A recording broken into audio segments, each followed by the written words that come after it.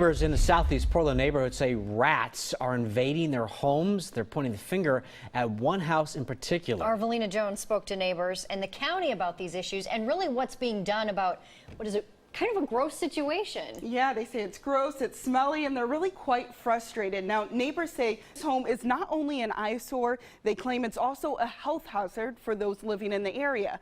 That's because neighbors surrounding the home say the mess outside has caused rats to come into their houses. Vector Control Code Enforcement for the county inspected the property this week, but says they found no evidence of rats outside, and without it, can't search inside of the home. We had to pay somebody to move their trash away, and when they moved the trash, there were a whole bunch of rats there. I think it's a public health issue. We have kids in this neighborhood, and there's rats.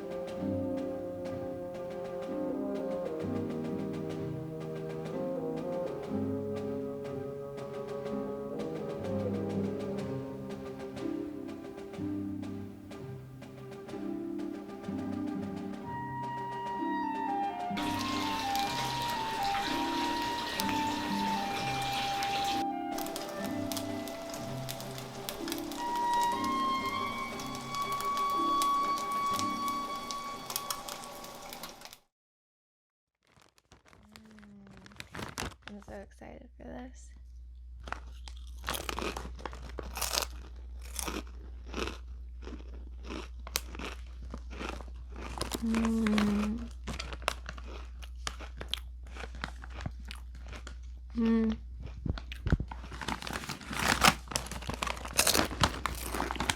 Crinkle cut dill pickle, bolder and crunchier.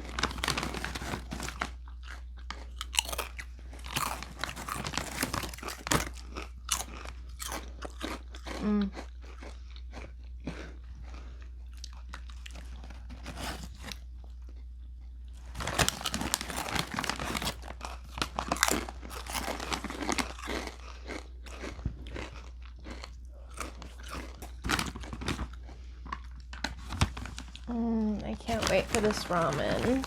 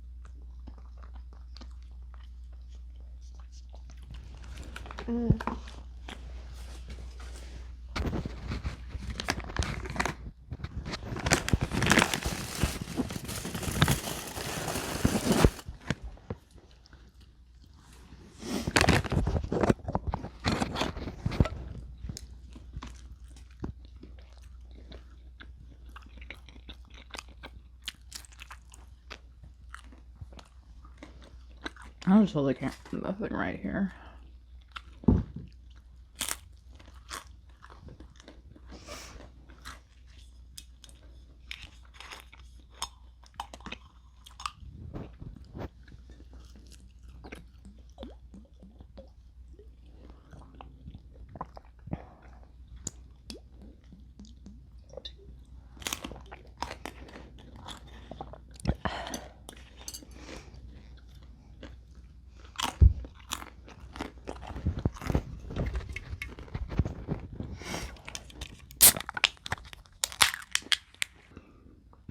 Day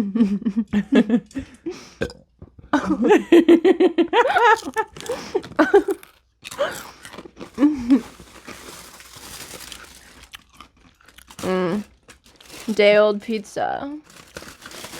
We got this from Whole Foods. We got this from Whole Foods. We cooked it and then we forgot about it for a day. And now here we are eating it.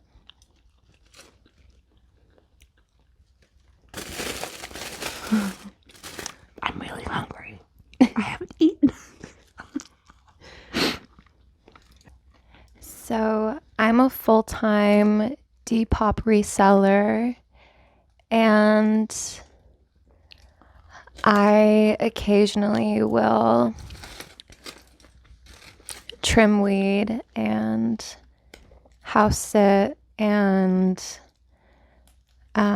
walk dogs, but my full time is selling vintage and Y2K.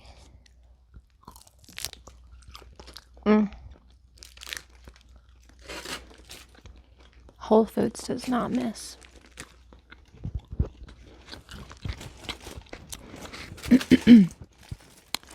Well, I don't really work. I don't believe in that lifestyle, to be completely honest with you. I think that working kind of causes a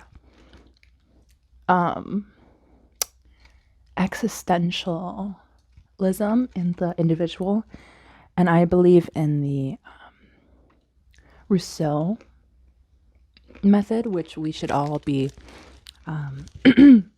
laying down and like, enjoying, like Adam and Eve in the garden. Like I totally think that like that should be a way of living. I don't believe in like working your butt off, and I don't work. I'm very much against working. I refuse to work more than 1 day a week. I like to be my own boss. Don't like to work more than maybe 1 day a week. 2 maximum.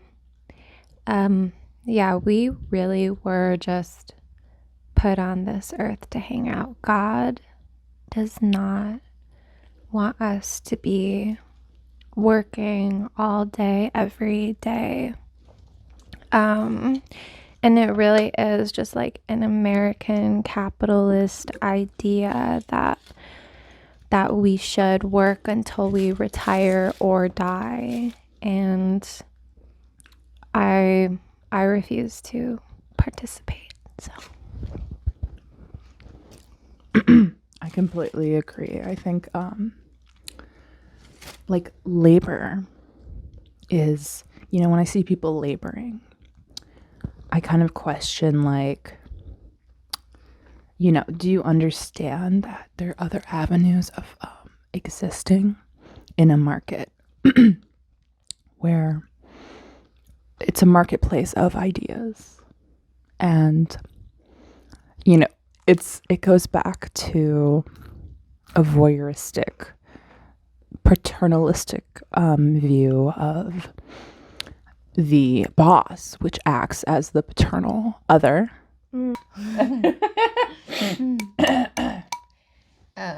It's just like a mixture of herbs, like fruit that are like supposed to be really calming for you, like mugwort and dahmania and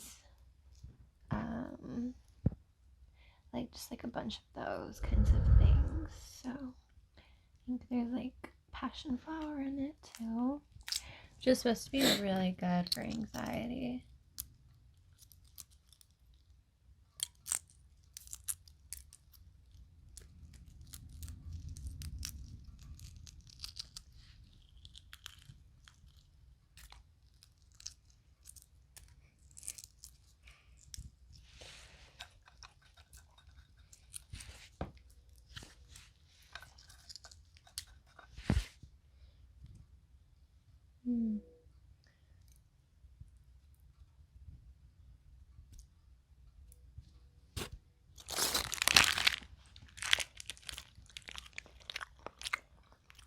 Mm.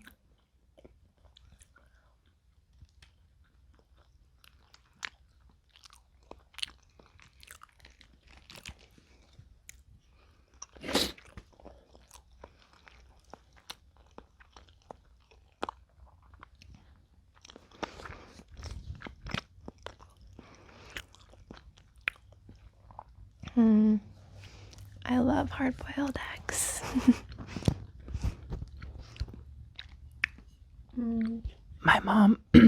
My mom would give me hard-boiled eggs as a gift when I got like an A on a test as a good luck in my household. But also when I graduated, I got a new car. Sorry, that's a secret. Don't tell anyone else. Okay. But that was a secret. That's a secret. My parents have gotten me like a car as like as a way of like being like, oh, you did a good job. And I'm admitting that now. I know it's kind of like privileged, but it's kind of privileged, but it is kind of the truth. I don't know. How do you feel about that?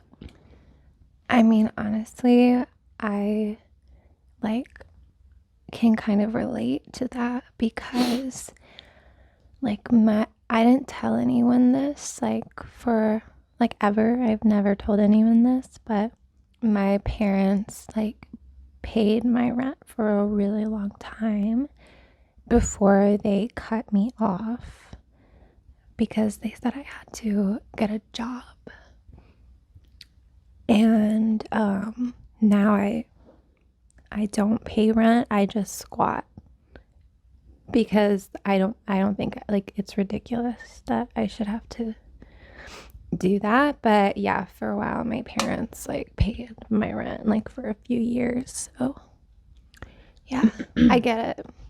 I get that for sure. Like just because like you have grown up like with like money or like privilege, like it doesn't mean you still don't have like real like problems. And like I like that's why I just like I don't really talk about how much money I like my family has because I don't want people to assume that like my life is just so easy. Like it's not. Like life is really hard.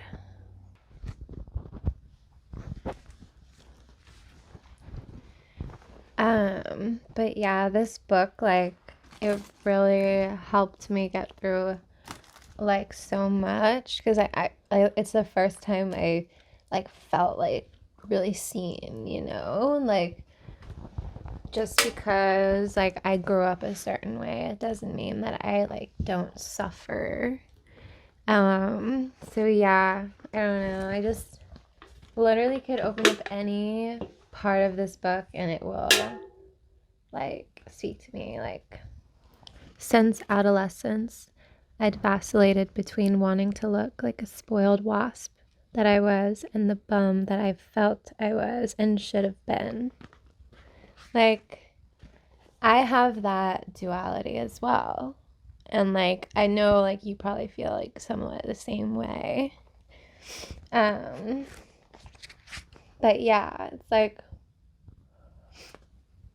yeah, it's like a book I hold really close to my heart. Like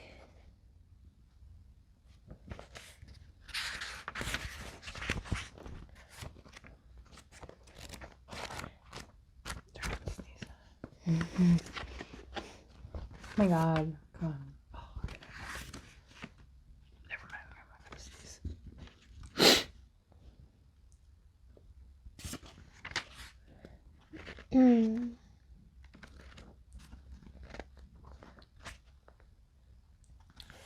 like even this like the setting that like Otessa Moshfegh like sets like I woke up alone on the sofa a few days later The air smelled like stale smoke and perfume.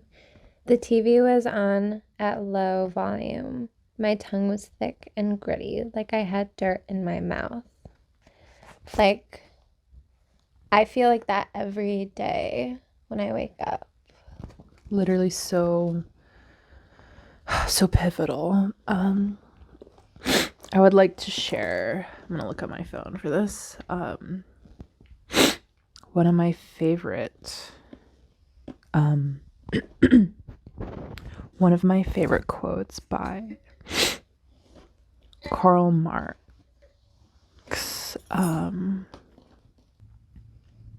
The less you eat, drink, and read books, the less you go to the theater, the dance hall, the public house, the less you think, love, theorize, sing, paint, fence, the more you save, the greater becomes your treasure, which neither moths nor dust will devour, your capital. The less you are, the more you have. The less you express your own life, the greater is your alienated life. The greater is the store of your estranged being. That is so beautiful. But she, like, okay, like, I started reading about the abject. Like, she writes about the abject. And, like, when my parents, like, see the way that I live, they get really, like, upset. And they tell me it's, like, repulsive and disgusting. But I find, like, a lot of beauty in, like, what is disgusting, like, in the abject. Like, this quote, like, the abject is simply a frontier, a repulsive gift that the other, having become alter ego, drops so that the I does not disappear in it but finds in the sublime alienation of forfeited existence. Wow. That's beautiful. Yeah, like, yeah. That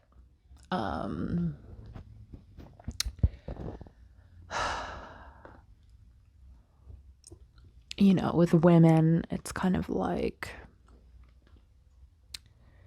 we are confronting an other, and the kind of gelatinous dirt that falls out of our being reminds us of the earth. And it's almost spiritual. Like, we have the spirit, we have the gelatiny, the backbone, the kind of thing that's swept under the rug, like the deep sea. But we have it in us. And we have to question, like,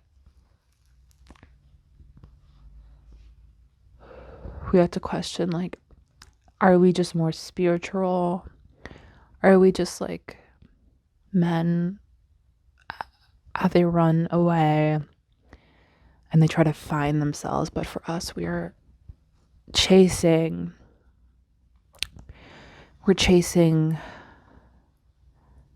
nature. I mean, we just can't help it. It's very interesting, I would say. Yeah, it's like we're chasing nature, but we're also, like, repulsed by nature and threatened by it. But we still, like, have this innate feeling that we are it. Yeah, I 100% agree. Yeah.